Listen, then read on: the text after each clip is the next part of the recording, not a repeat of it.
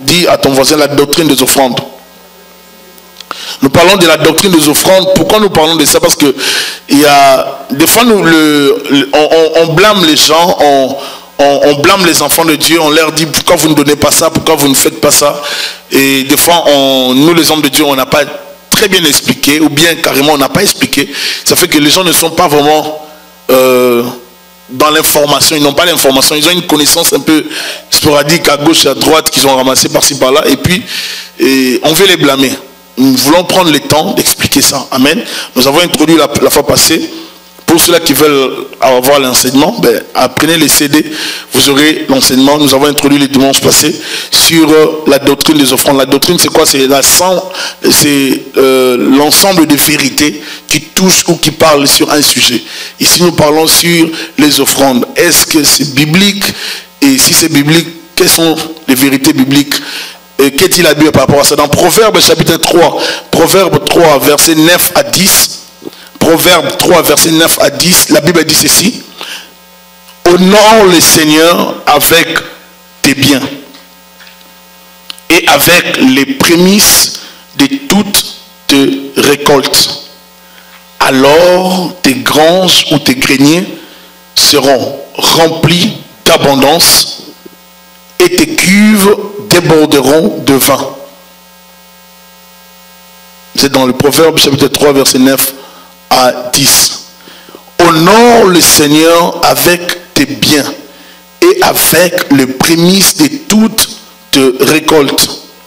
Alors tes granges ou tes greniers, selon les versions, seront remplis d'abondance et tes cuves déborderont de vin. Une offrande est une contribution volontaire d'une personne dans le but de soutenir la cause du Seigneur à travers une église locale. Lorsqu'on donne l'offrande ne se donne jamais dans un contexte de contrainte. L'offrande se donne toujours dans le contexte volontaire. C'est une action volontaire. Mais Dieu s'attend à ce que nous puissions lui donner des offrandes. Amen. Elle est une contribution qui permet à la communauté chrétienne de bien fonctionner. Car tout se fait via l'argent. On ne peut rien faire dans ce monde sans argent. La Bible dit l'argent répond à tout. Vous ne pouvez rien faire sans argent. Vous ne pouvez pas habiter dans votre appartement et dire à votre propriétaire, votre bailleur, que vous êtes un chrétien, vous êtes quelqu'un de bon. Vous respectez les lois. Ça veut rien dire. Si vous ne le payez pas, on va vous chasser. Amen. Vous ne pouvez pas prendre l'hypothèque et dire à la banque que vous aimez tellement Dieu que la banque vous exempte de payer, n'est-ce pas, les frais ou le remboursement de l'hypothèque. Non, vous devez payer. Tout passe par l'argent. Et Dieu a prévu que l'argent viendrait des contributions de chaque membre d'église ou des gens de l'église. Le but de l'offrande est de soutenir l'œuvre du Seigneur. Elle est aussi partie intégrante de l'adoration. Celui qui adore Dieu avec quelque chose. On vient toujours dans la présence du Seigneur avec quelque chose. L'offrande n'est pas quelque chose d'imprévu, c'est pas quelque chose qu'on découvre une fois qu'on est dans l'église. Non, l'offrande c'est quelque chose qu'on prépare. Un enfant de Dieu prépare son offrande. Il est lui-même d'abord une offrande à l'Éternel. Si vous lisez dans Romains chapitre 12, Romains 12, que j'ai donné la fois passée, dans Romains chapitre 12, verset 1er.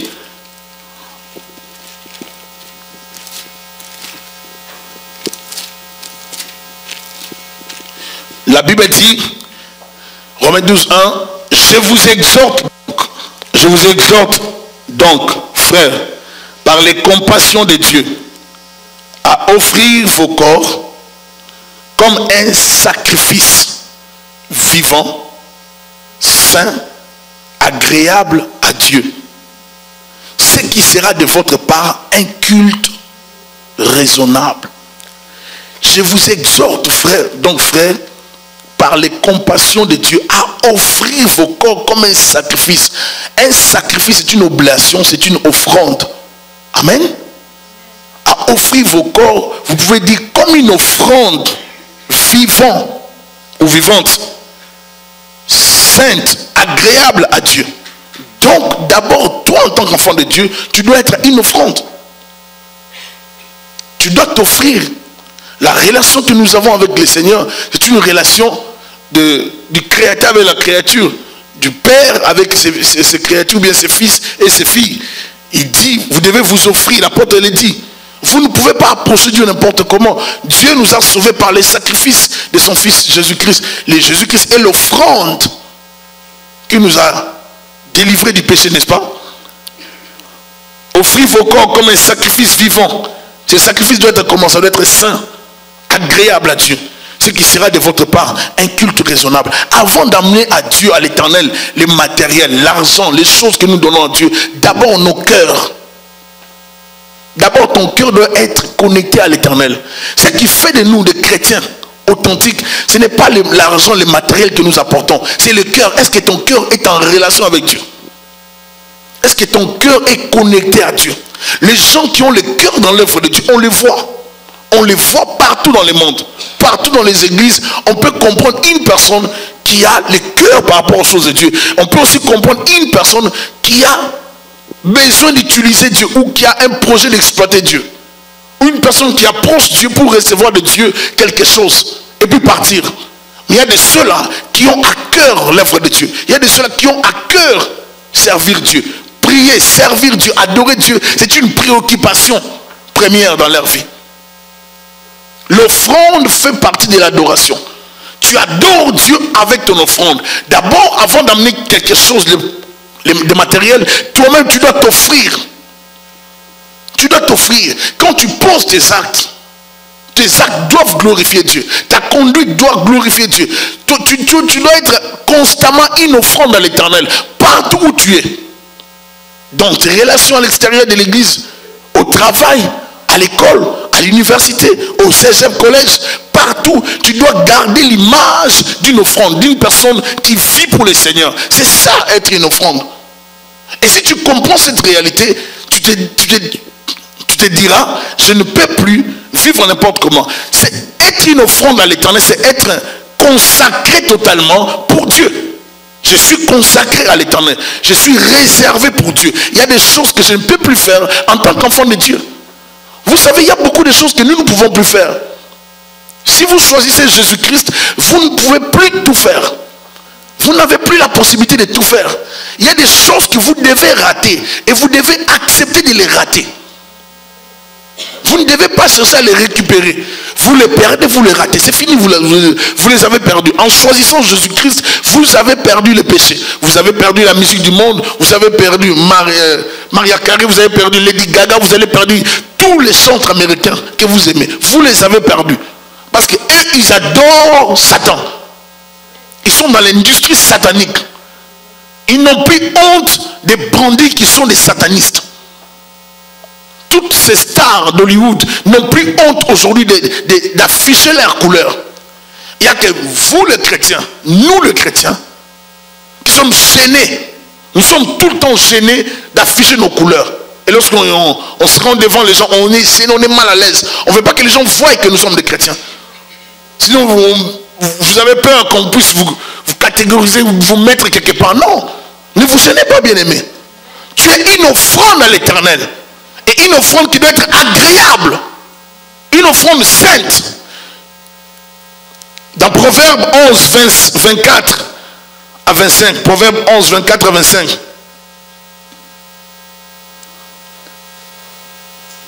La Bible dit, certains donnent beaucoup et deviennent plus riches. D'autres gardent trop pour eux et deviennent pauvres. Une personne généreuse recevra beaucoup de biens. Celui qui donne à boire recevra à boire lui aussi. C'est la version parole divine. Je ne sais pas si vous avez la version Louis II.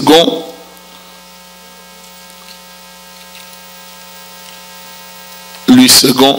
Proverbe 11, 24, la Bible dit, tel qui donne libéralement devient plus, et tel qui épargne à l'excès ne fait que, l'âme bienfaisante sera rassasiée, et celui qui arrose sera lui-même. Donc le principe est là, bien-aimé. Le principe biblique est là. Dieu a déjà établi des principes. Tu donnes, on te donnera. Tu sèmes, tu mentionneras. Tu ne sèmes pas, tu ne mentionneras jamais. Alléluia. Bien, mais ce sont des principes que Dieu a c'est déjà établi. Et nous avons vu ça avec Noé. Dieu a confirmé cela avec Noé lorsqu'il est sorti de l'arche. Nous avons vu ça le dimanche passé. Dieu respecte ce qu'il a déjà établi comme principe. Une offrande au Seigneur doit toujours revêtir un caractère de reconnaissance. Lorsque j'apporte une offrande, c'est toujours dans un caractère de reconnaissance. Dans un contexte de reconnaissance. Ce n'est pas dans une contrainte. C'est pas, même si Dieu est venu certifier cela, ou bien entériner cela, comme on peut dire, officialiser la notion de l'offrande, ou bien de la dîme, peu importe le nom qu'on donne à ces choses, c'était juste pour dire que vous devez garder ça en tête. Que vous devez rester reconnaissant envers moi. C'est ça là. Alléluia. C'est que Dieu veut que l'homme soit reconnaissant. Une offrande au Seigneur doit toujours revêtir un caractère de reconnaissance, un caractère d'adoration, de remerciement. Je m'approche de Dieu, je regarde que je ne suis pas digne de m'approcher de son trône de grâce. Je ne mérite pas d'approcher le Seigneur. Je ne mérite rien. Alors qu'est-ce que je fais? Je m'humilie devant Dieu. Alléluia. C'est pour ça qu'il voit des fois, celui qui vient offrir à l'Éternel, il vient avec son offrande. Il dit, moi-même je suis comme une offrande. Je peux m'agenouiller devant Dieu.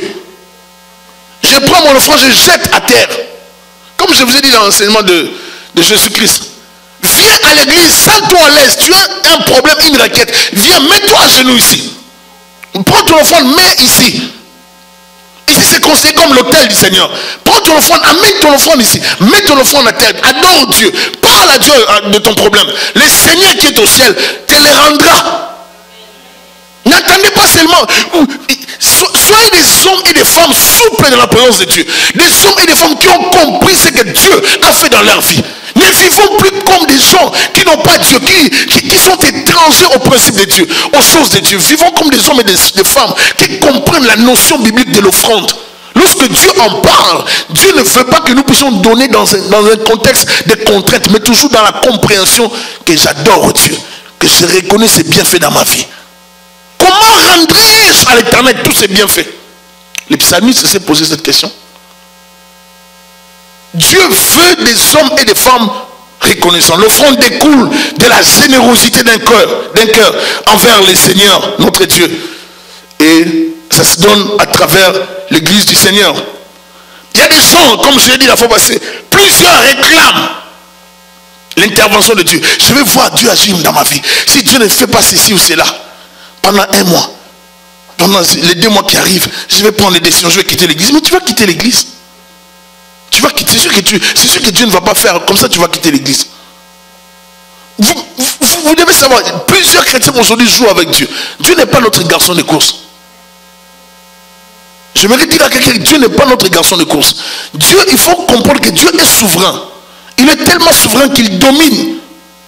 Il n'a pas de compte à te rendre. S'il te donne, c'est bien. S'il ne te donne pas, c'est aussi bien.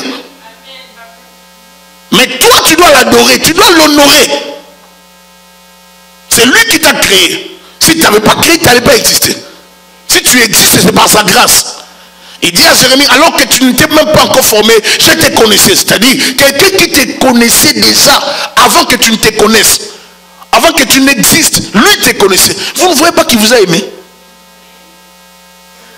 Vous savez, si vous n'avez personne pour vous accompagner aux études, vous êtes un enfant abandonné, vous êtes un enfant délaissé, vous n'avez personne. Vous n'avez pas une personne, un tuteur pour vos parents sont morts et puis il n'y a personne pour vous prendre en charge. Il y a une personne qui se présente. Et cette personne paye vos études jusqu'à l'âge adulte. Vous avez terminé l'université. Vous avez un bac, une maîtrise, un doctorat. Et vous avez beaucoup d'argent. Vous gagnez votre vie correctement. Envers cette personne, votre attitude serait comment? Si vous n'êtes pas reconnaissant, on va dire que vous êtes un démon. C'est logique, non? Si vous n'êtes pas reconnaissant envers cette personne, même si cette personne manifeste la méchanceté envers vous, vous devez rester reconnaissant toute votre vie. Si vous cessez d'aider cette personne, peut-être âgée, qui est maintenant fatiguée, qui ne peut plus travailler, parce que la personne vous a mal parlé, c'est que vous êtes méchant. Parce que lorsque vous n'étiez pas capable de payer une maison, lorsque vous n'étiez pas capable d'avoir des biens, vous dépendiez de lui, vous ne pouviez même pas faire ce genre de réaction. Dieu veut qu'on soit, nous soyons reconnaissants lorsque nous atteignons des moments de gloire. Parce que plusieurs sont reconnaissants dans la souffrance. Vous savez, une personne qui souffre beaucoup va prier beaucoup. Hein? Va prier beaucoup. Vous allez voir quelqu'un qui va dans l'église. Seigneur, j'aime, je t'adore Dieu. Vous allez voir des gens qui pleurent, qui vont en terre. Parce que c'est la souffrance, parce qu'il veut peut-être avoir les visas, il veut voyager, il veut obtenir quelque chose. Il y a toutes ces contraintes, il y a toutes ces réalités. Mais maintenant, on te place dans des contextes où tu es bien. Où tu es dans un appartement que tu payes. Quand tu ne travailles pas, le gouvernement te donne quelque chose. Ou quand tu travailles, tu as 3 000 $ qui rentrent. 3 000 $ pour toi. 3 000. 600 $. Ou quand tu payes 700 $, tu les restes et c'est pour toi. Et quand tu regardes tout le monde, tu le vois petit. Parce que toi, tu as l'argent. Et des fois, on se donne même le luxe de vouloir commander même à l'église parce qu'on a l'argent. C'est là que Dieu nous éprouve. Deutéronome chapitre 8. C'est là, la Bible dit, ne te dis pas que c'est ma force et mon intelligence qui me procure tous ces biens. C'est l'Éternel. N'oublie pas l'Éternel. Garde-toi d'oublier l'Éternel ton Dieu. Garde-toi. C'est ça le message de l'offrande. Dieu ne veut pas qu'on l'oublie. Tout ce que j'ai, c'est Dieu.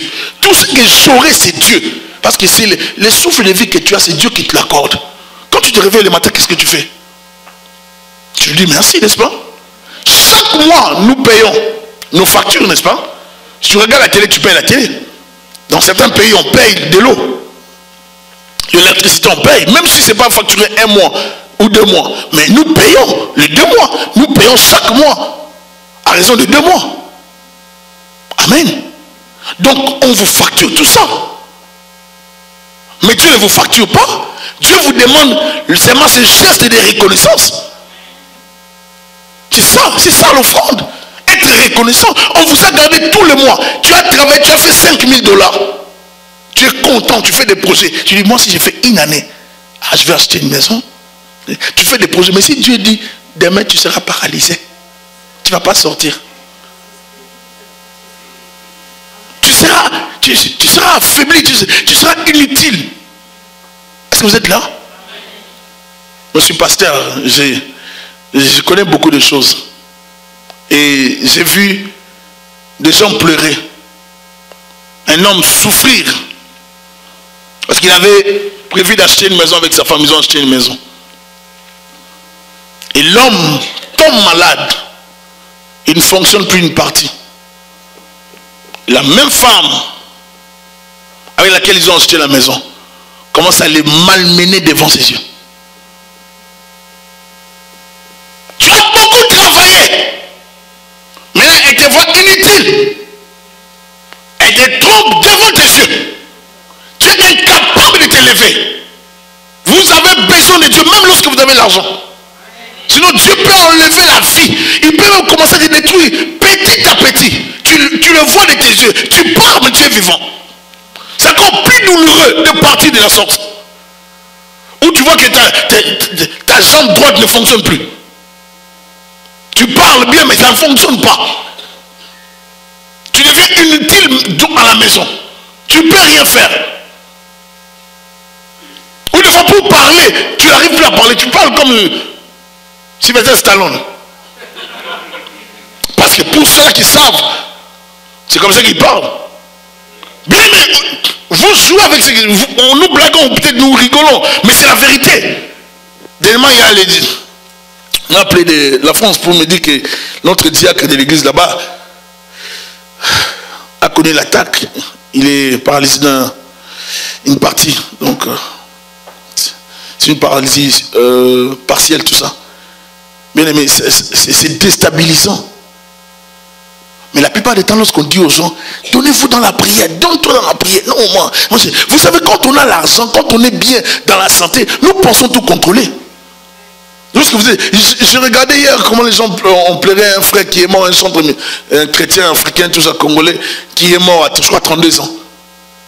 32 ans. Il avait un problème de la dent, je crois. Et puis il est mort. Tout ce que les gens meurent pour rien. Ces douleurs peuvent tuer. C'est pour ça qu'il faut être reconnaissant envers Dieu. La reconnaissance va te pousser tellement que tu vois les hauts faits de Dieu, les bienfaits de Dieu. Tu te dis, je ne peux plus rester comme ça. Je dois poser des actes. C'est ça l'offrande.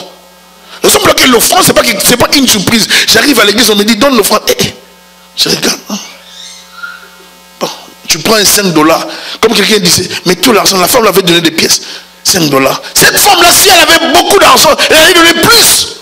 Elle a donné tout ce qu'elle avait. Je n'ai pas dit qu'elle a donné une partie, elle a donné tout ce qu'elle avait. Alléluia. C'est dans ces contextes-là. Toutes les religions de l'Antiquité de l'époque, des patriarches furent polythéistes et fonctionnaient avec la notion de sacrifice. Toutes les religions. Et même la religion juive monothéiste n'avait pas cessé la pensée des sacrifices.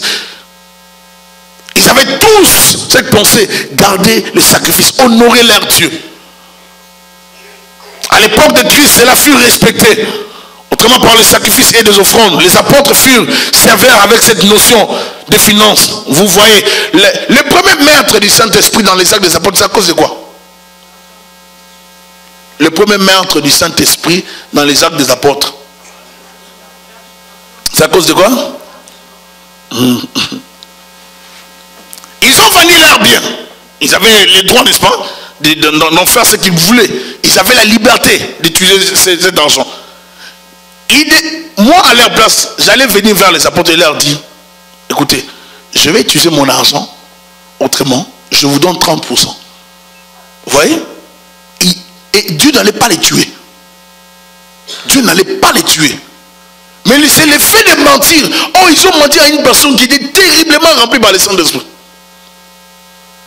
Et puis le gars, il dit, ça va, c'est tout. Lui, il savait déjà que c'était bateau. Pendant que lui, il mentait, lui était informé de la totalité. Est-ce que je parle à quelqu'un? Il dit, c'est tout. Ah, ça va. Il y a des gens qui étaient déjà prêts pour l'accueillir. Parce qu'il allait expirer dans quelques secondes. Ça va? Comme tu sais, c'est tout, c'est bon. Il est tombé. On l'a pris, on l'a amené de côté. La femme vient unité dans le couple. Mais pour mentir. La femme dit exactement comme le mari avait déclaré. C'est comme s'il communiquait alors qu'il n'y avait pas de cellulaire à l'époque. Et la femme arrive, elle dit la même chose. On voit ici l'unité du couple, mais dans les mensonges. Et quand elle dit, l'homme de Dieu dit, ceux-là qui ont recueilli ton mari vont te prendre aussi. Elle est tombée, elle est morte. Pourquoi? Parce qu'ils ont voulu mentir. Ils avaient la liberté de dire, nous donnons 30%, nous donnons 20%, nous donnons 10%, c'est notre argent. Mais ne venez pas mentir à l'homme de Dieu, ne venez pas mentir à Pierre. Est-ce que je parle à quelqu'un? Qui sont ceux-là qui étaient obligés de donner à Dieu en Israël? Dans toute la Bible et surtout dans l'Ancien Testament, Dieu n'avait pas interdit à une classe sociale de lui apporter des offrandes. Mais il fixa les offrandes ou les contributions selon les revenus de chaque personne afin d'éviter le mal parmi son peuple. Parce que celui qui donne deviendrait plus riche et le pauvre restera toujours pauvre s'il ne donne pas. On donnera à celui qui a et il sera dans l'abondance. À celui qui n'a pas, on notera même ce qu'il a. Dieu n'a jamais dit que les pauvres dans la Bible ne donneront pas. Ce n'est pas biblique. Dis à ton voisin, ce n'est pas biblique. Je vais te le prouver. Un pauvre dans la Bible doit donner dans sa pauvreté. Oh non, moi je suis dans les soucis, mais donne dans ta pauvreté. Oh. Je suis dans le chômage, donne dans le chômage. Parce que si tu viens devant le Seigneur, tu viens devant l'église, tu commences à expliquer tes problèmes. Pasteur, vous savez, j'ai tellement de factures. Mais ces factures, tu les as parce que tu veux avoir la télévision pour payer $100.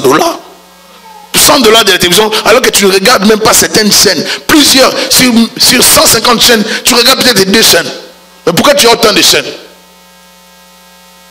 Laisse-moi un peu parler. Tu veux seulement qu'on sache que tu as 300 chaînes. Mais dans les 300 chaînes, tu ne les regardes pas. Tu veux payer autant d'argent, alors que tu ne t'en sers pas. Tu veux payer comme ça beaucoup d'argent. L'internet, haute vitesse, je ne sais pas moi combien de trucs là. Tu as toutes ces choses. Mais lorsqu'on regarde la capacité de ton ordinateur, tu ne t'en sers même pas. J'étais un jour choqué de voir l'informaticien m'expliquer que, monsieur, malgré ton utilisation de l'ordinateur, tu n'as pas encore utilisé la moitié. Donc tu es vraiment... C'est comme si tu ne t'en sers pas. Tu dis quoi? Il me dit, oui, regarde.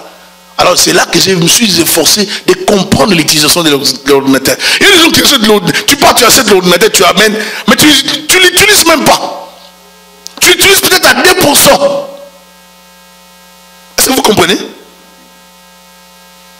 Mais tu payes beaucoup d'argent pour l'internet. Tu payes pour la télévision. Pour ça, tu ne peux même pas discuter avec Bell Canada. Tu discutes, on te coupe les services. On te déconnecte, on te débranche. Mais pas pour garder la communication, tu dois payer, n'est-ce pas? Mais la même chose pour Dieu. Pourquoi pour Dieu ça doit devenir difficile? Parce qu'on ne le voit pas. Amen.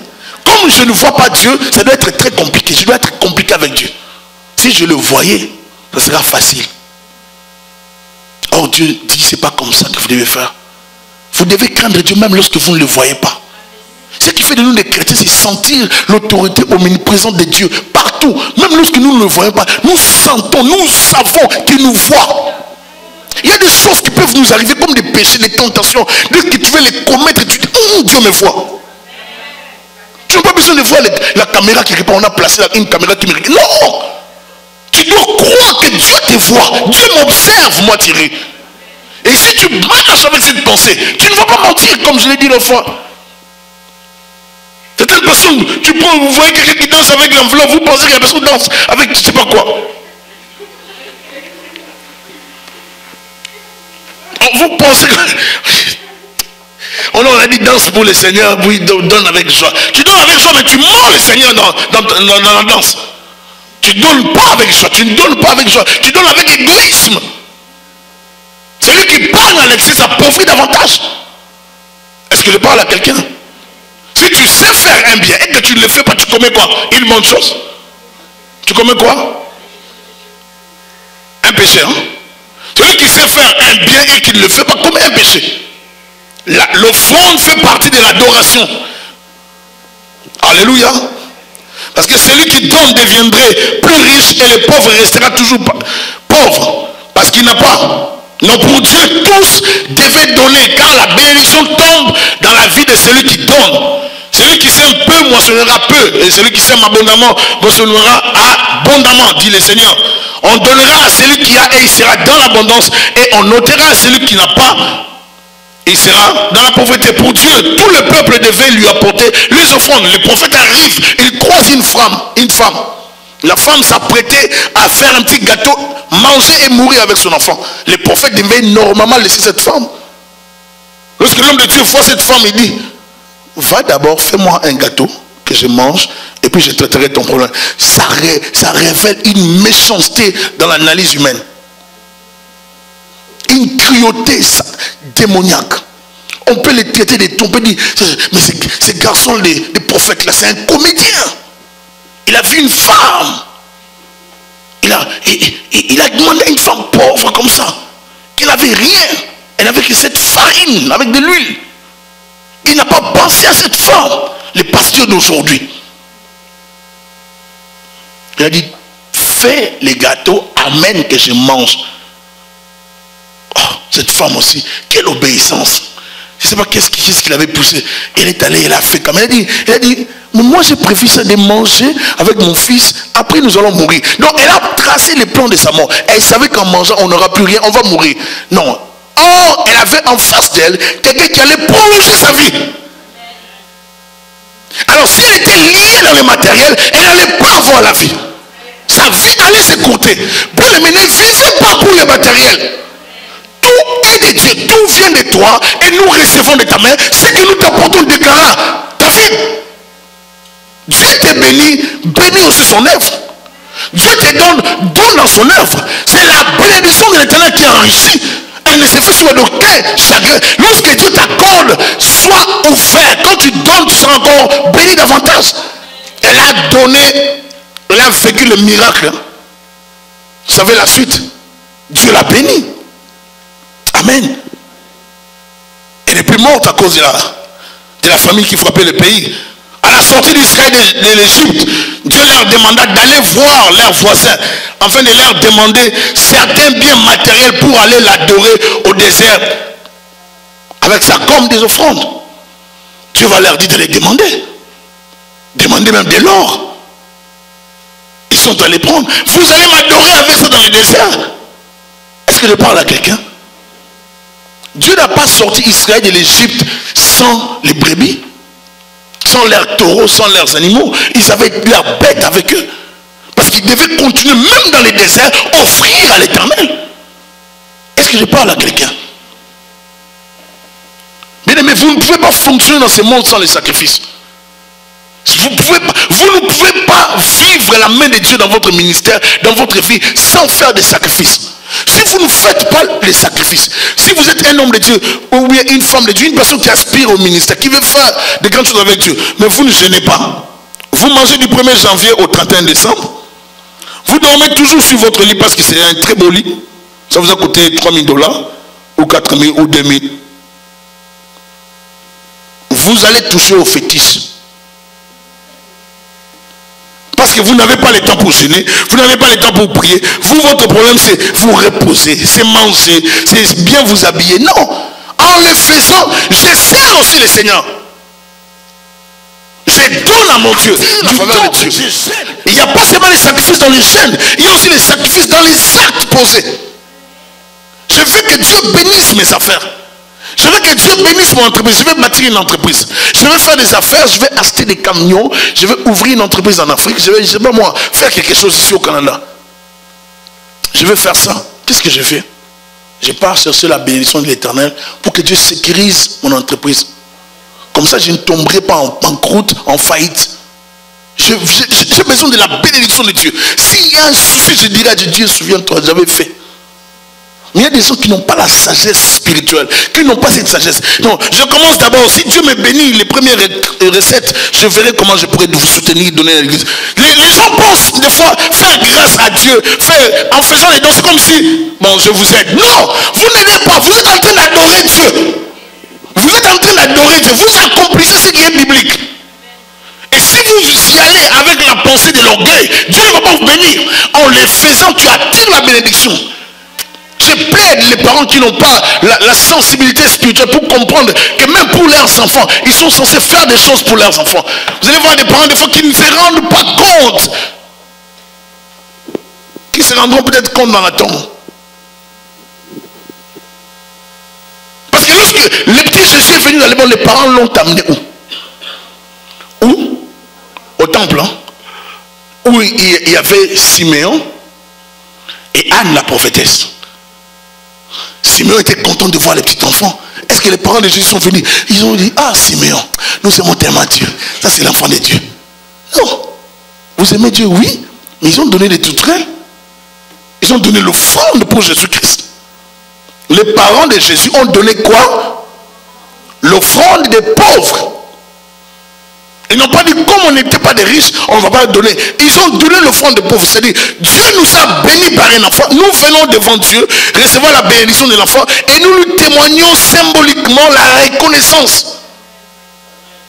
Je suis venu avec mon enfant, on n'a pas béni l'enfant. Ah bien, on va bénir l'enfant là. Ton enfant.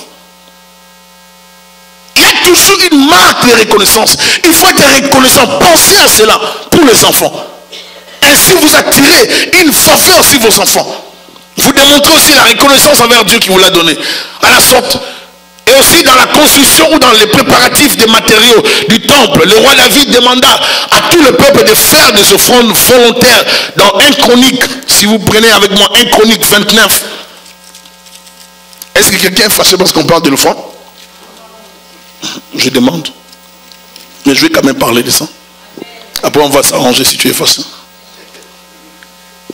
1 Chronique 29, à partir du verset 5. Verset 3 plutôt. De plus, dans mon attachement pour la maison de mon Dieu, je donne à la maison de mon Dieu l'or et l'argent que je possède en propre. Outre tout ce que j'ai préparé pour la maison du sanctuaire. 3000 talents d'or d'Ophir et 7000 talents d'argent épuré pour en revêtir les parois des bâtiments. l'or pour ce qui doit être d'or, et l'argent pour ce qui doit être d'argent. Et pour tous les travaux qu'exécuteront les ouvriers qui veulent encore présenter volontairement aujourd'hui ses offrandes à l'Éternel. Les chefs des maisons paternelles, les chefs des tribus d'Israël, les chefs des milliers et des centaines et des intendants du roi firent volontairement des offrandes. Même les serviteurs du roi ont donné. Le roi a donné, il attendait maintenant tout le monde. Ils donnèrent pour le service de la maison de Dieu 5000 talents d'or, 10 000 d'aric, 10 000 talents d'argent, 18 000 talents d'airain et 100 000 talents de fer. Ceux qui possédaient des pierres les livrèrent pour le trésor de la maison de l'Éternel entre les mains de Jéhiel, les Guéchonites. Le peuple se réjouit de... Est-ce qu'on peut lire le verset 9, nous tous ensemble? 1 Chronique. Le peuple se réjouit de leurs offrandes volontaires, car c'était avec un cœur bien disposé qu'il le faisait à l'Éternel. Et le roi David en eut aussi une grande... Alléluia. Et dans le verset 12, la Bible dit, c'est de toi que viennent la richesse et la gloire. C'est toi qui domines sur tout. C'est dans ta main que sont la force et la puissance. C'est ta main qui a le pouvoir d'agrandir et d'affermir toutes choses. Maintenant, ô notre Dieu, nous te louons et nous célébrons ton nom glorieux. Car qui suis-je et qui est mon peuple pour que nous puissions te faire volontairement ces offrandes? Tout vient de toi et nous recevons de ta main ce que nous t'offrons. Nous sommes devant toi des étrangers et des habitants comme tous nos pères. Nos jours sur la terre sont comme l'ombre et il n'y a point d'espérance. Éternel notre Dieu, c'est de ta main que viennent toutes ces richesses que nous avons préparées pour te bâtir une maison. Il dit, c'est de ta main que viennent toutes ces richesses. À toi, à ton saint nom, c'est à toi que tout t'appartient. Si nous vivons avec cette pensée, ma soeur, mon frère, si nous reconnaissons Dieu, je vous assure, vous allez voir des gens prospérer. Il y a un principe, les chrétiens ne comprennent pas. Les gens qui sont dans le monde des entreprises, vous allez voir, ils sont dans les organismes, ils font des dons, ils font des choses. Vous pensez qu'ils les font pourquoi? Il y a une bénédiction à donner. Il y a plus de la joie à donner. Je vous ai dit, car Dieu a tant aimé le monde qu'il n'a pas prêté son fils. Dieu n'a pas prêté le fils Jésus-Christ. Dieu nous a donné. Quand Dieu a tant aimé le monde qu'il a prêté Jésus-Christ pour que les gens soient sauvés par lui. Non, ce n'est pas un prêt, c'est un don de Dieu. Il a donné. Est-ce que tu es capable de donner? Il a donné le meilleur de lui-même. C'est ça le contexte de l'offrande. C'est savoir que moi-même, Thierry, je suis déjà une offrande. Alors tout ce qui passe par ma main, ça passe aussi pour le Seigneur. Si je peux offrir à mon Dieu, je dois lui donner. C'est pour ça que celui qui comprend le principe sera même honte. Sera même honteux plutôt, aura honte d'offrir à son Dieu n'importe quoi. J'aurais du mal à donner à mon Dieu ce qui n'a pas de prix. J'aurais du mal.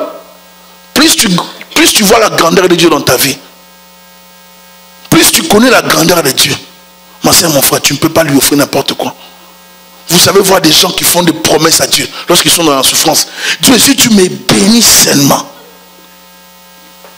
J'ai dit, Dieu, tu me bénis. J'ai entendu beaucoup de promesses dans la vie.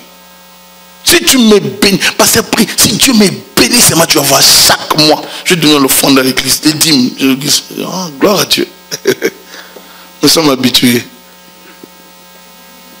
Mais quand Dieu va bénir, on change, c'est plus la même personne. Nous expliquons toujours nos factures et Dieu vous regarde. C'est pour ça qu'aujourd'hui il y a plusieurs personnes qui ne sont pas prospères. Vous ne comprenez pas, nous ne comprenons pas. Mes parents ont vendu une parcelle, ils avaient prévu de donner une dîme. Ils ont eu beaucoup d'argent, ils ont voulu investir ça dans des choses, tout ça. Et maman disait à mon père, je me rappelle, on avait demandé au pasteur de prier. Tu te rappelles comment les pasteurs priaient et ils venaient ici pour ça, pour la prière. Parce que nous, on avait fait 2-3 ans, on vendait cette parcelle, on ne l'achetait pas. mon papa disait, on va lui donner, on va donner la dîme. Mais pour le moment qu'on règle un peu quelques problèmes que nous avons. Bien aimé, ça ne jouez pas avec l'argent, bien aimé. Ah bon? Qu'on règle les problèmes. On a commencé à régler les problèmes. Les problèmes ne finissaient pas. On réglait les problèmes. Il y avait tellement de problèmes qui jaillissaient. Tellement de problèmes. Et d'autres problèmes venant de l'extérieur. Ça fait qu'on n'a pas pu donner cette dîme. Et je me rappelle ma mère disait à mon père, c'est à cause de ça. Je t'avais dit qu'on donne. Nous avions demandé la prière. Maintenant que Dieu nous a bénis, même quelques années, il fallait donner. Regarde où nous en sommes. Maintenant, où est cet argent? Est-ce que je parle à quelqu'un? Un homme demande à son pasteur de prier pour ses affaires, un dossier, tout ça, que le gouvernement devait donner de l'argent, et puis le gouvernement est compliqué. Alors il commençait à faire des prières constamment avec le pasteur. À un moment donné, le pasteur constate que les frères ne se présentent plus à l'église. Un jour, il voit sa femme, il dit, oh, mais ton mari, je ne vois plus. Qu'est-ce qui se passe? Oh non, ça va. Il a dit, mais moi j'ai prié, je suis très convaincu que Dieu vous a donné. Mais c'est quoi les problèmes? Pourquoi vous ne donnez pas? Vous m'aviez promis que vous alliez amener la dîme. Et ça. Comme c'était un gros montant, ils étaient gênés. La femme dit, non, passe à la maison tel jour, on va te recevoir, pasteur. La femme a demandé parce qu'elle savait que le mari était déjà dans des états, il ne voulait pas donner. Comme il avait déjà vu les comptes secoués, il ne voulait pas que ça sorte. Ah bon? Le pasteur est arrivé et puis il attendait.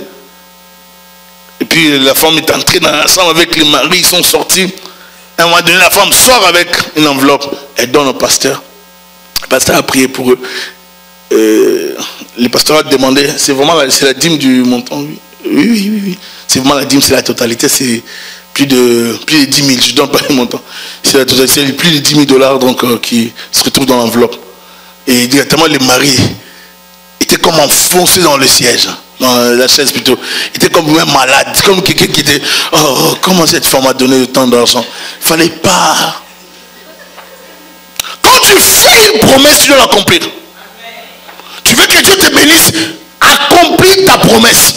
Est-ce que je parle à quelqu'un? Quelle que soit la classe sociale, il faut donner à Dieu. Il y a toujours eu 3 classes sociales en Israël. Il y avait les riches, les moyens, les pauvres. Tous avaient les obligations envers Dieu qu'ils devaient respecter. Tous. Dans les cas plutôt d'un accouchement, les parents avaient le devoir d'amener à Dieu une offrande de gratitude, de reconnaissance, afin de lui dire merci. Et cela était selon les niveaux de vie. Les riches comme les pauvres donnaient à Dieu, chacun selon leur revenu. Il faut savoir que Dieu s'attendait à ce qu'il y ait un merci de la part de son peuple. Il voulait qu'il y ait un merci. Je vous bénis, vous venez me dire merci. Quand est-ce qu'on peut faire une offrande? Nous pouvons faire une offrande dans plusieurs cas, dans plusieurs situations. L'offrande fait partie de notre adoration. Elle est un signe de reconnaissance. Et dans certains cas, elle est un geste de chercher la faveur divine. Nous devons faire des offrandes à chaque fois que nous en avons la possibilité. Et aussi à chaque entrée dans les cultes ou dans la présence de Dieu, dans l'église. Selon la culture des hommes bibliques ou la culture juive, nous voyons le peuple de Dieu faire des offrandes à chaque fois qu'il bénéficiait d'une faveur divine, d'une révélation. Même lorsque Dieu donnait seulement une prophétie, une révélation, l'enfant d'Israël faisait une offrande par rapport à ça. Est-ce que je parle à quelqu'un? Dans la Bible, c'est comme ça que ça se passait. Et vous allez voir, le psalmiste, c'est toujours David. David vraiment nous révèle beaucoup de choses. Toujours David qui va dire dans le psaume 116, il va dire, j'aime l'Éternel car il entend ma voix, mes supplications car il a penché son oreille vers moi. Je l'invoquerai toute ma vie. Les liens de la mort m'avaient environné et les angoisses du séjour des morts m'avaient saisi. J'étais en proie à la détresse et à la douleur, mais j'invoquais le nom de l'Éternel. Oh Éternel, sauve mon âme. L'Éternel est miséricordieux et juste, notre Dieu est plein de compassion. Verset 8, il dit, oui, tu as délivré mon âme de la mort, mes yeux des larmes, mes pieds de la chute. Je marcherai devant l'Éternel sur la terre des vivants. J'avais confiance lorsque je disais, je suis bien malheureux. Je disais dans mon angoisse, tout homme est trompeur. Comment rendrai-je à l'Éternel tous ses bienfaits? Il se pose la question, Dieu a tellement fait des choses pour moi. Il m'a tellement béni, il m'a délivré. Comment rendrai-je à l'Éternel tous ses bienfaits? Si Dieu fait des choses pour toi, tu dois témoigner ou lui témoigner la gratitude, la reconnaissance. Tu ne peux pas dire seulement merci, tu m'as béni, Seigneur.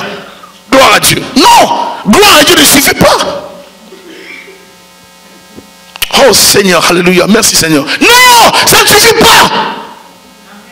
Ton merci ne suffit pas pour ces actes qui attestent que Seigneur, je pouvais faire plus. Si je devais couper ma main, je pouvais couper ma main. Comme je ne peux pas couper ma main, j'en ai besoin.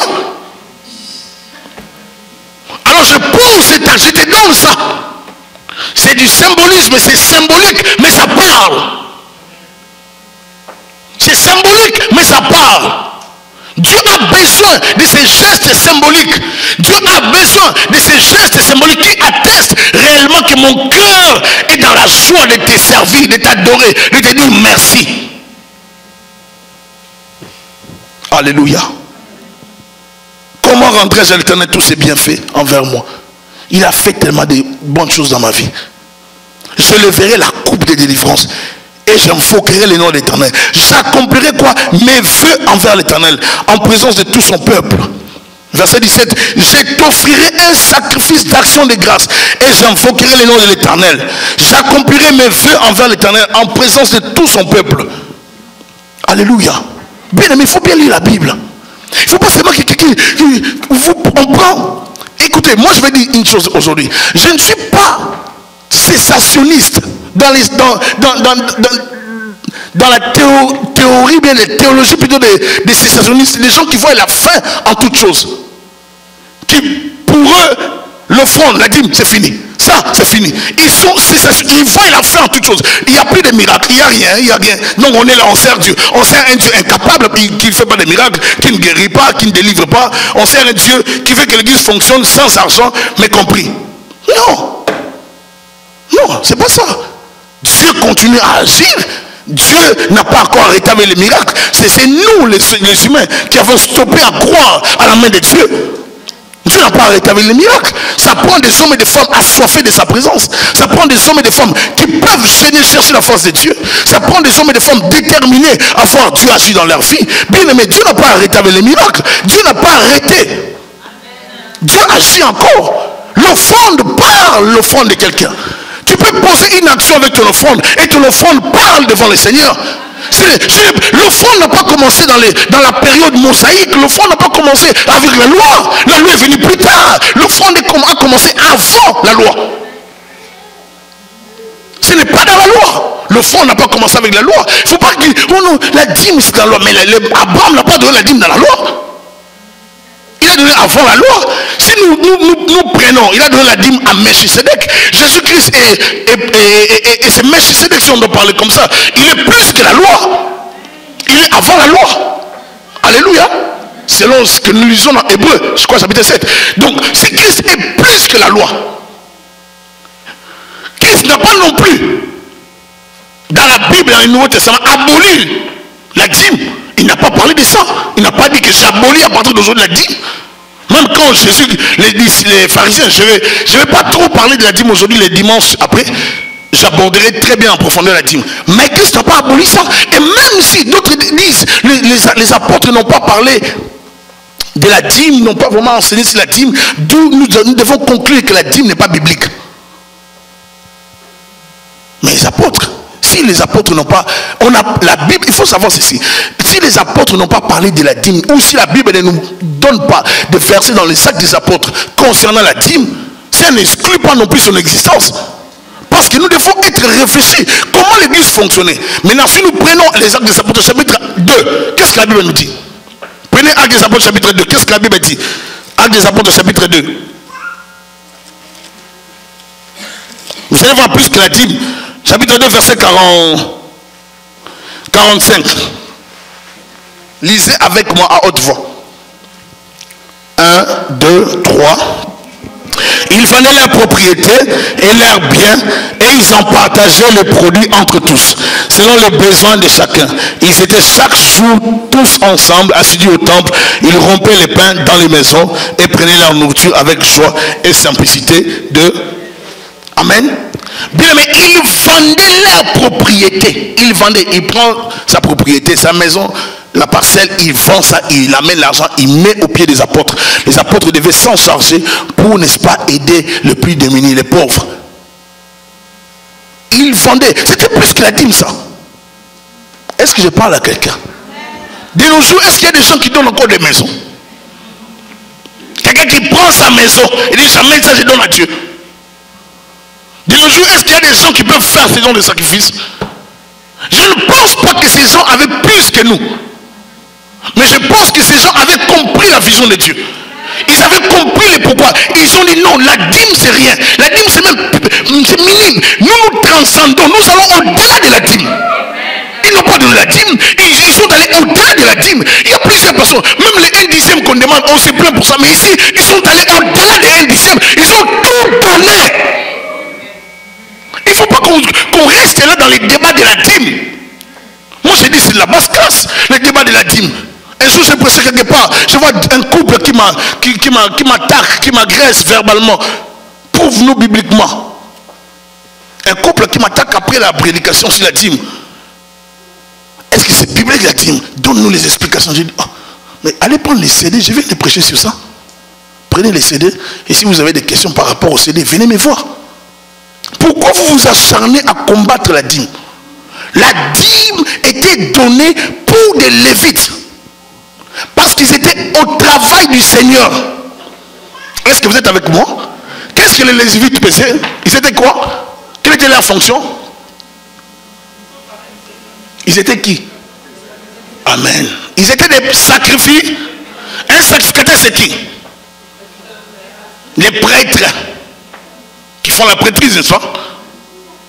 Amen. Maintenant, si nous continuons, il faut savoir ceci. Israël dans le désert, Israël était l'église. J'ai appelé mon fils hors de... C'est ça l'église. Israël dans le désert était l'église. L'église a évolué progressivement pour atteindre son sommet ou l'explosion par l'église primitive dans Actes des Apôtres. C'est là que Dieu va accomplir vraiment sa pensée, parce qu'il voulait habiter parmi son peuple, mais dans les cœurs. Maintenant, pour atteindre cette dimension, l'église a marché dans le désert. Toute la vie d'Israël parle de l'église. Quand vous lisez Israël, ne lisez pas Israël comme un peuple comme ça. Lisez Israël comme l'église de Dieu. Même quand Christ était venu, il est né sous la loi. Vous le savez, non? Christ est né sous la loi, n'est-ce pas? Il est né en Israël, sous la loi de Moïse. Il est né. Il est né dans cette famille église.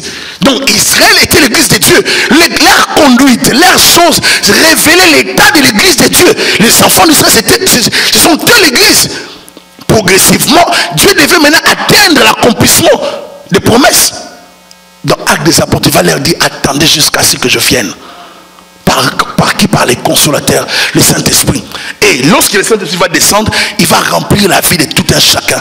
Ils seront tous habités par le Saint-Esprit. Maintenant, ils ont le cœur de chair. Ils ont le cœur apprêté pour servir Dieu.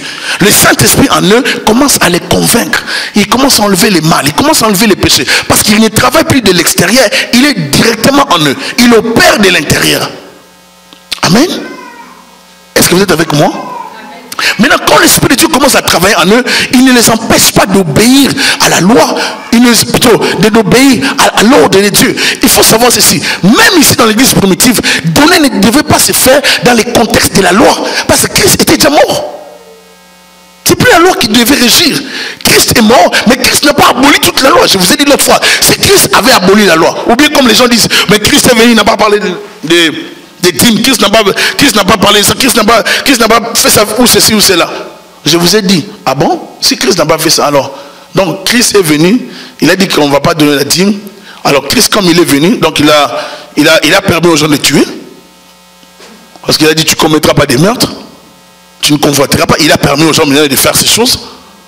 Non, il ne faut pas qu'on interprète mal la Bible. Christ est venu, il n'est pas venu encourager les péchés. Il n'est pas venu dire que l'église du Seigneur va fonctionner sans argent. Les dîmes sont des moyens par lesquels l'église, la maison de Dieu, était approvisionnée financièrement ou matériellement. Par la nourriture, on donnait la dîme des animaux, on donnait toutes sortes de dîmes, des fleurs, des fruits. Et tout ça a provisionné l'œuvre de Dieu pour soutenir les Lévites qui étaient au travail, au service de Dieu. Amen. Mais les enfants d'Israël ne donnaient pas que ça. À chaque fête, les enfants d'Israël avaient une offrande à l'Éternel. Les enfants d'Israël, c'était des peuples qui savaient donner à Dieu. Bien aimé, ce qui nous différencie des Israélites, c'est cette notion. Et leur père Abraham a vu 3 personnes passer. Il pouvait les laisser passer. Il a dit non, je ne peux pas les laisser passer. Il les invite chez lui. Il a fait le premier sacrifice. Il les invite, il ne les a pas dit qu'il va sacrifier un animal. Il n'a rien dit. Il a dit, on prépare rapidement la crème. Ils ont dit, oh ça va, donnez-nous, parce que sûrement il faisait chaud. Mais lui, il ne savait pas que dans les 3 personnes, il y avait Dieu parmi ces gens. Et dans les 3 personnes, il y avait 2 anges. La Bible dit, d'autres, à cause de leur hospitalité, ont hébergé même des anges. Donc, Abraham n'avait pas prévu de recevoir Dieu. Mais regardez comment Dieu entre dans sa vie à cause de son accueil, l'hospitalité. C'est-à-dire, c'est à cause de son cœur reconnaissant. Il ne voit pas l'étranger. Tu ne laisseras pas l'étranger comme ça.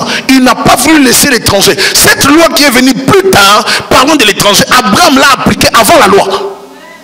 La loi de l'étranger, Abraham l'a appliquée parce que les principes existaient déjà enfouis dans l'homme. Le principe d'être bon, d'être reconnaissant était dans l'homme. Ce n'est pas un principe qui est venu dans la loi. Dieu ne veut pas qu'on lui donne par contrainte. Il veut qu'on lui donne parce que ça jaillit de notre cœur. Je suis reconnaissant. On m'a donné cela, j'ai dit merci. On m'a béni, j'ai dit merci. Ma mère a préparé, j'ai dit merci maman. Ma femme a préparé, j'ai dit merci chérie. Ainsi de suite. C'est une reconnaissance intérieure. Mais si c'est dans la loi, tu vas dire merci. Pour moi, vraiment, je n'allais pas te dire merci, mais je te dis merci seulement. Non, Dieu veut que ça ne soit pas comme ça. C'est pour ça que celui qui donne la dîme dans un contexte de la loi était malheureux. Et il y en a plusieurs aujourd'hui. Aujourd'hui, nous sommes dans des contextes où on ne donne pas la dîme par contrainte. Je ne dois pas donner la dîme dans l'église parce que le pasteur en parle. Non, je dois donner parce que je suis convaincu que Dieu me prête la vie. Je travaille. Si je travaille, je suis censé garder la reconnaissance par rapport à Dieu, par rapport à mon travail. Si tu travailles, tu es censé être reconnaissant. Chaque fois que tu as la paix, tu dois donner la dîme. Si tu ne donnes pas, ça veut dire que tu ne travailles pas. Ça veut dire que tu es ingrat. Si tu travailles chaque mois, ça veut dire que tu dois témoigner chaque mois. À chaque paye reconnaissance. À chaque paye reconnaissance. Dis à chaque paye reconnaissance. Parce que la Bible dit dans le livre de Actes des Apôtres, chapitre 17, verset 28, on nous dit, en lui nous avons la vie, l'être et les... Vous vous rappelez un homme de Dieu, un jeune prophète, il est allé pour détruire l'autel. Il trouve Jéroboam en train de faire les sacrifices sur l'autel. Il est en train de faire, n'est-ce pas, le ministère alors qu'il n'était même pas sacrificateur. Lui qui trouve Jéroboam, il commence à menacer l'autel. Jéroboam élève sa main, il voulait toucher l'homme de Dieu. Sa main, son bras sécha directement. Et il commence à supplier maintenant l'homme de Dieu, le jeune prophète. Parce qu'il voulait menacer cet homme. Mais Dieu a séché son bras. Et c'est lorsque l'homme de Dieu va encore libérer la parole qu'il sera guéri aussi. Libéré à l'instant. Tu ne vas pas travailler. Comme toi tu veux garder cet argent pour toi. Garde ça, mais reste aussi au lit. Toute la semaine au lit. Est-ce que je parle à quelqu'un? La vie, c'est le Seigneur qui nous donne la vie. Je vous ai donné l'exemple à la vie. Ma femme conduisait la voiture, elle a perdu connaissance dans la voiture. C'est le vendredi, je crois les vendredis, les jeudis, je sais pas, les vendredis. Vendredi. Amen.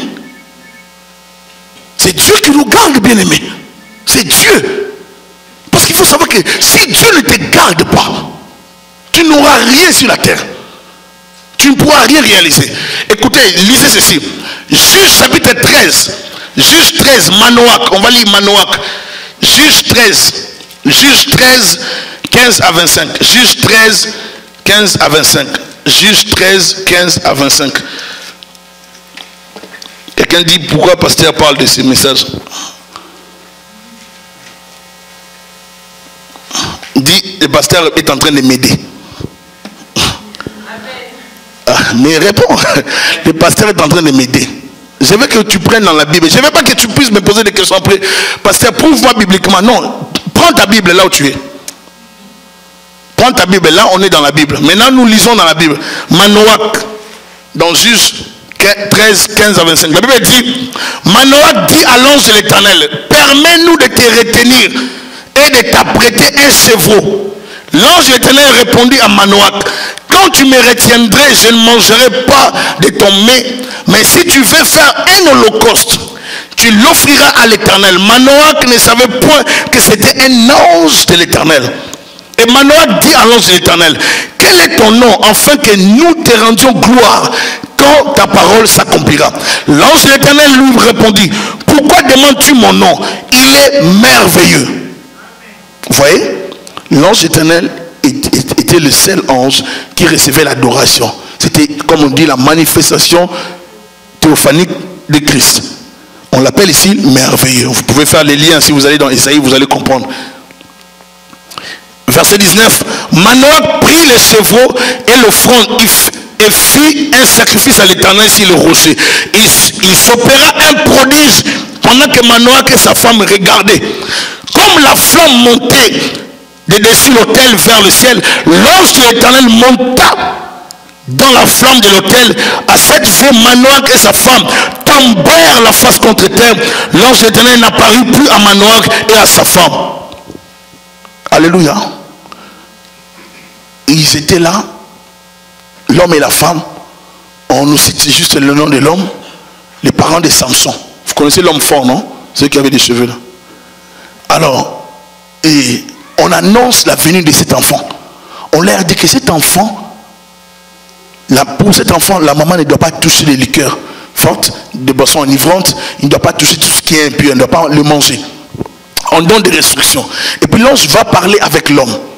L'homme dit: si vraiment c'est toi, le serviteur de Dieu, l'ange de l'Éternel, attends ici. Nous allons rapidement t'apprêter quelque chose.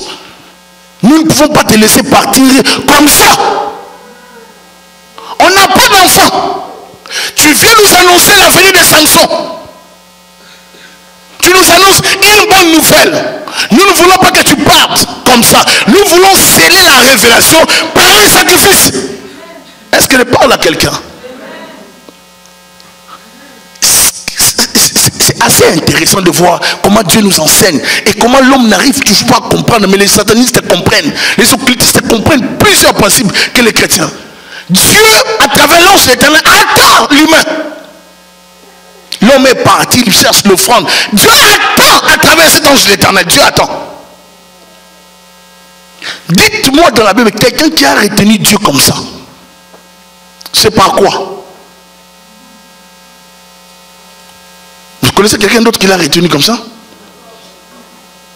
Mais par quoi? Même Gédéon. Par quoi? Si vous ne donnez pas à l'Éternel, ça n'attire pas Dieu.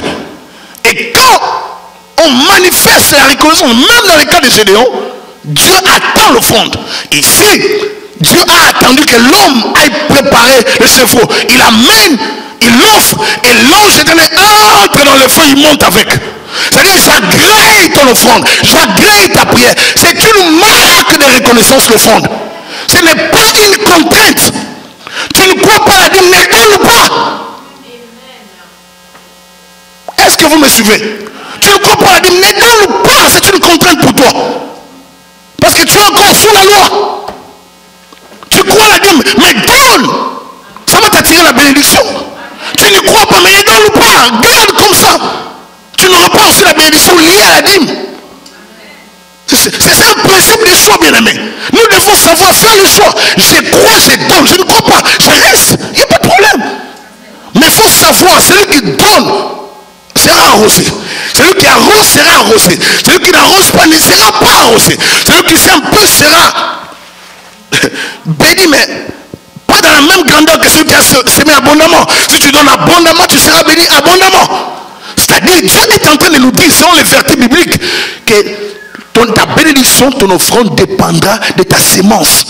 Quelle est la qualité de ta sémence? Quelle est la qualité de ton offrande? Dieu dit que vous n'apporterez pas ce qui est malade.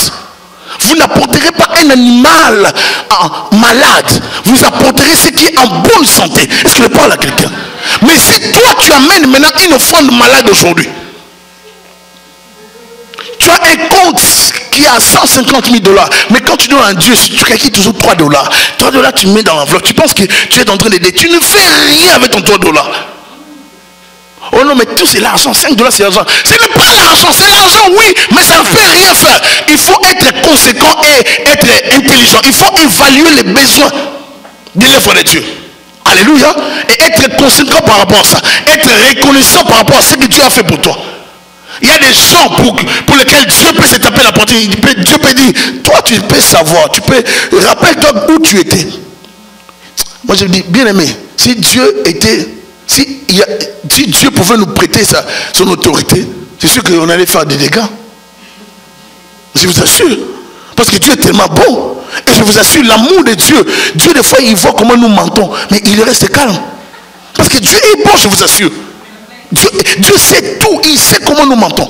Lorsqu'on n'a pas le travail, on pleure. Je me rappelle, j'étais en Afrique, dans le Cameroun, avec un groupe de gens. Nous prions terriblement. La semaine où on a eu un souci là, on priait terriblement. Je voyais des gens pleurer avec moi. Moi j'ai prié pour des vrais parce que j'étais chrétien. Mais ils priaient, ils pleuraient parce qu'ils voulaient le voyage. Mais dès qu'on est arrivé à Paris, là tu vois que tout est sensé directement. Tu ne reconnais plus la personne qui priait. Là tu reconnais sa père. Tu reconnais quelqu'un qui n'a pas l'état pour le Seigneur.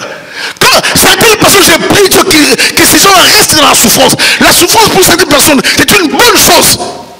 C'est pour ça que je prie Dieu dans l'église du Seigneur, dans toutes les églises, que Dieu ne lève pas tout le monde, qu'il garde certaines personnes dans une situation un peu précaire pour les aider. Parce que Dieu a tellement investi pour nous sauver qu'il n'a pas envie de nous perdre. Parce que certaines personnes, même la voiture seulement de 3 000 $ peut détruire leur foi. Alors mieux vaut pour Dieu de les garder sans voiture pour les garder dans la foi. Je ne blague pas. Une voiture de 3 000 $ peut détruire la foi d'une personne. Ils pleurent, ils restent à la maison. Dès qu'il est à la maison, il dit, je dois sortir. Je dois aller à Bougamo, je dois aller à Trois-Rivières. Je dois me promener. Moi, chaque week-end, je dois aller aux États-Unis. Je vais aller acheter des choses. Donc, on n'est plus à l'aise parce qu'on a une voiture. Alors que c'est un moyen de communication. Alors que cette voiture doit te permettre d'être tout le temps à l'église. Bien aimé, moi je suis dans la joie, comme disait David. Quand on me dit allons dans la maison de l'Éternel, est-ce que tu es dans la joie? Et on ne se présente pas dans la maison de l'Éternel le main vide. Lorsqu'on vient devant Dieu, on vient avec quelque chose. Il y a l'autre exemple, 1 Samuel 9. 1 Samuel 9, la Bible dit dans 1 Samuel 9, 1 Samuel 9, 6 à 9, 1 Samuel 9. Écoutez, la Bible dit, le serviteur lui dit, voici il y a dans cette ville un homme de Dieu et c'est un homme considéré. Tout ce qu'il dit ne manque pas d'arriver. Allons-y.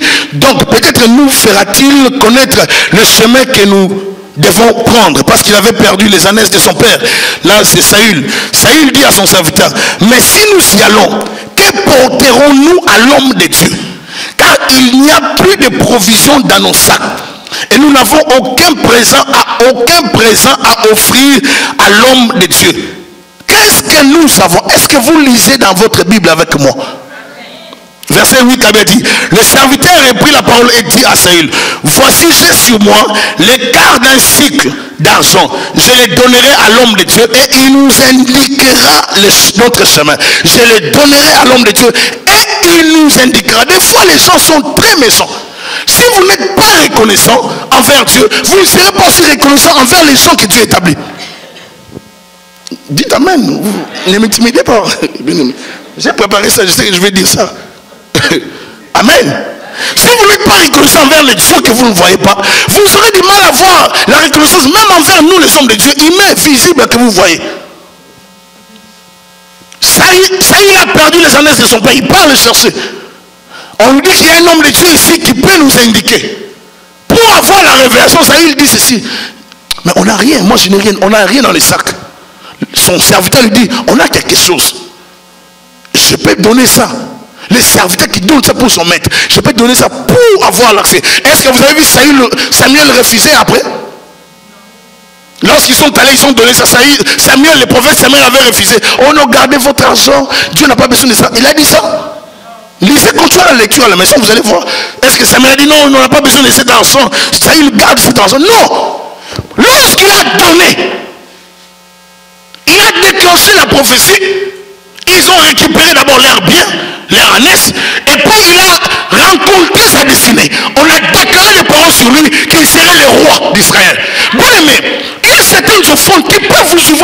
compte. Si vous apprenez à donner avec cœur, si vous aimez tellement Dieu, si votre cœur est un cœur de reconnaissance, tu viens, tu fais passer 4 heures du temps au pasteur. Je te parle, tu me parles, je te parle, tu me parles, je te parle, tu me parles, je te parle, tu me parles. Et puis les problèmes trouvent la solution. La logique biblique, comme moi et toi nous lisons, et que tu laisses une enveloppe à l'homme de Dieu. Amen. Alléluia. J'avais dit, Seigneur, vous savez, avant, je viens d'une école où nous ne parlons pas de offrande. L'école de nos pasteurs. J'avais dit, je vais prendre le courage de vous en parler. Parce que j'ai parlé à quelqu'un et je disais à une personne, toi tu ne donnes pas l'offrande, tu ne donnes pas la dîme. Ici à l'église, on a considéré que toi tu ne donnes rien. Et la personne m'a dit, pasteur, il faut que tu m'expliques bien l'offrande et la dîme. Parce que je ne comprends pas. Je me suis dit, je ne te blâme pas, tu as raison. Parce que c'est moi le fautif. Moi je dois faire ma part. Maintenant toi tu dois suivre l'enseignement. Alléluia. Il faut être reconnaissant. Il faut avoir la reconnaissance. Job, la Bible dit, il faisait des sacrifices tous les jours pour ses enfants. Lisez Job chapitre 1er. Est-ce qu'il était sous la loi? Job n'était pas sous la loi. On les classe dans la période des patriarches. Abraham, Isaac. C'était dans cette période. Il faisait des sacrifices tous les jours pour ses enfants. Je veux que mes enfants soient bien. Je lève des offrandes pour mes enfants. Je veux voir mes enfants prospérer. Le principe n'a pas cessé. Ne soyez pas des cessationnistes. Comme Job le faisait. Mais moi, c'est avant la loi. Moïse n'a pas écrit ça. Arrêtez de dire des choses comme ça. Arrêtons ces genres de débats. Ce n'est pas des débats à tenir, bien aimés. Le fait qu'une pensée se retrouve dans l'Ancien Testament n'annule pas l'exécution de cette pensée dans le Nouveau Testament. Il ne faut pas qu'on interprète mal la Bible. Alléluia. Le principe de Job reste là. On ne fera plus de sacrifices d'animaux, mais on peut élever des offrandes envers l'Éternel. Le principe de la reconnaissance doit rester. Je dois être reconnaissant envers celui qui m'a créé. Tu cherchais une femme, toutes les femmes te disaient non. Une sœur vient et t'accepte. Et te dit oui. Tu en es estomaqué, paralysé. Mais viens donner une offrande d'action de grâce pour ça. Mais Seigneur, moi je cherche. Mais vous blaguez. Vous blaguez bien avec les hommes qui cherchent les femmes. Je parle avec un frère hier qui m'a appelé de l'Europe, qui me dit, pasteur Thierry, je cherche une femme, pasteur. Alors je suis vraiment fatigué. J'ai appelé une fille là, on m'a branché une fille. J'ai dit, regarde. Je pouvais lui dire, si je lui viens au Canada, il va venir. Viens me prendre une sœur ici. Hein. Mais si tu es une personne qui est... Tu es là seulement, tu regardes. Tu ne fais rien dans l'œuvre de Dieu, tu regardes. Tu penses qu'on va te brancher? Oh, c'est que j'ai dit, vous pensez que je suis en train de blaguer? Je suis tellement sérieux. Je pense qu'on va te brancher, on va te connecter. Non, non, non, non, non, non, non. On ne le fera pas. Il faut qu'on voie que tu fais des œuvres pour le Seigneur. Et je ne veux pas mettre les frères dans les problèmes qui disent, le pasteur là, Thierry là, qui est sur Internet, qui m'a créé des problèmes. Je dois donner une sœur qui est sérieuse, qui est enseignée au temple, qui aime l'église, qui prie, qui a les fardeaux de rêve. Je dis, c'est elle, il y a vraiment. Alléluia. Est-ce que vous savez que l'église peut organiser des mariages des gens? Les gens peuvent se marier à l'église. C'est question de comprendre les principes. Vous voulez que je dise tout? Je vous laisse le temps de comprendre. Alléluia. Ici, Isaïe, si Jacob n'avait pas marqué le cœur de son père, Isaac, par la nourriture, il n'allait pas recevoir la bénédiction. Son père devait manger. Et comme il aimait les gibiers, il devait bien manger. C'est qu'après avoir mangé, que Isaac va prononcer la bénédiction, il devait d'abord quoi? Vous ne voulez pas faire manger les gens, vous voulez seulement la bénédiction. Depuis que tu es dans l'église, bénis-moi, bénis ma vie, que ma vie change, que ma vie prospère, que ma vie change, que je me... Non. Il faut que l'église voie que tu fais des œuvres. Quand on dit faire manger, c'est pas faire manger les pasteurs, mais l'église doit voir que tu travailles. On doit voir que ces frères-là, nous pleurons pour ces frères. Nous voulons voir la main de Dieu dans sa vie. Nous voulons voir nous voulons voir les mariages dans cette sœur-là. Nous voulons voir la bénédiction dans celui-là. C'est ainsi que nous ferons la bénédiction. Mais si tu es dans l'église, tu ne fais rien. Ah, moi je regarde un peu, j'observe. Mais il y aura une proposition pour toi, on va te regarder aussi avec les yeux. Oh oh. Est-ce que je parle à quelqu'un? Je vais sauter, je vais vous donner seulement la conclusion. Deutéronome 16, 16, la Bible dit ceci. Écoutez ce que la Bible dit. 15 à 16.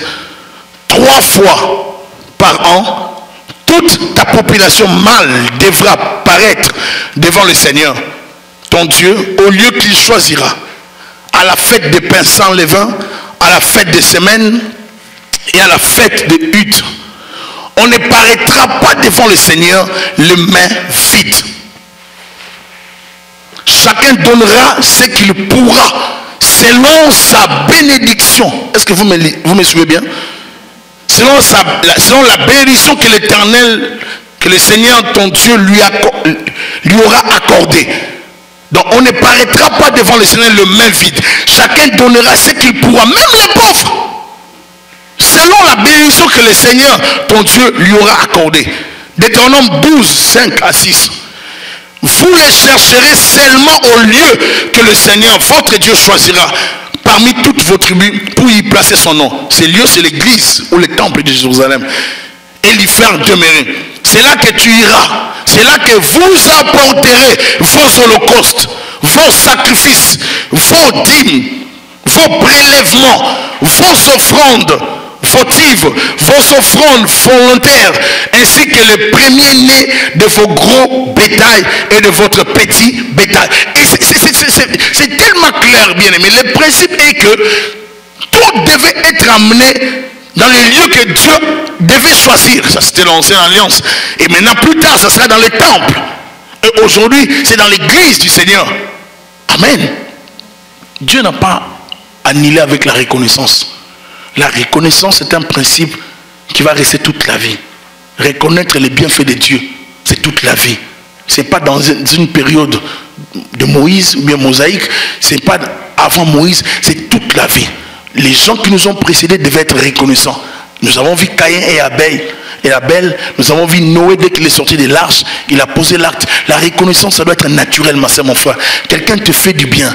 Un frère t'a donné la possibilité de percer quelque part, il t'a trouvé du travail, dis-lui merci. Si tu peux lui donner même $100, fais-le.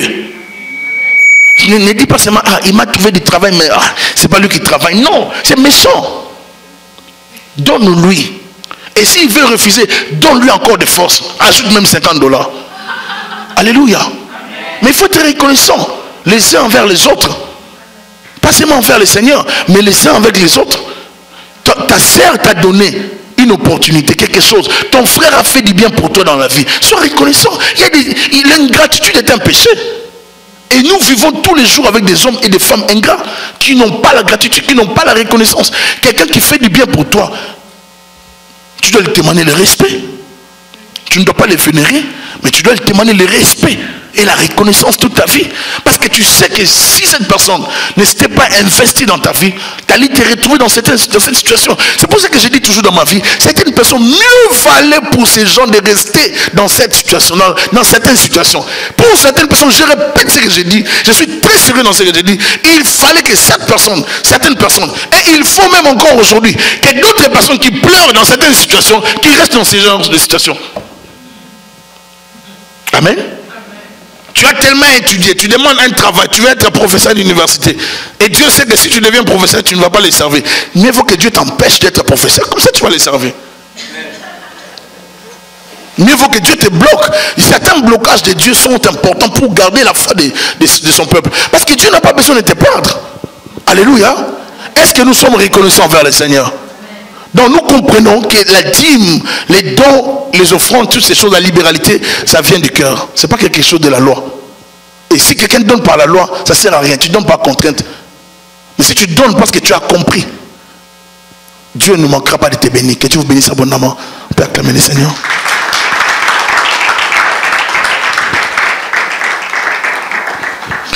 Amen. On va prier. Déclare après moi, Seigneur Jésus-Christ, dispose mon cœur à t'adorer, à te servir. Seigneur Jésus-Christ, apprends-moi à donner. Enlève à moi l'égoïsme, la méchanceté. étends ta main dans ma vie, viens m'aider, que je te sers avec tous mes biens, étends ta main dans ma vie. Au nom de Jésus-Christ, accompagne-moi par le Saint-Esprit. J'ai besoin de toi. Au nom puissant de Jésus-Christ de Nazareth. Alléluia. Amen. Je vais demander à nos sœurs de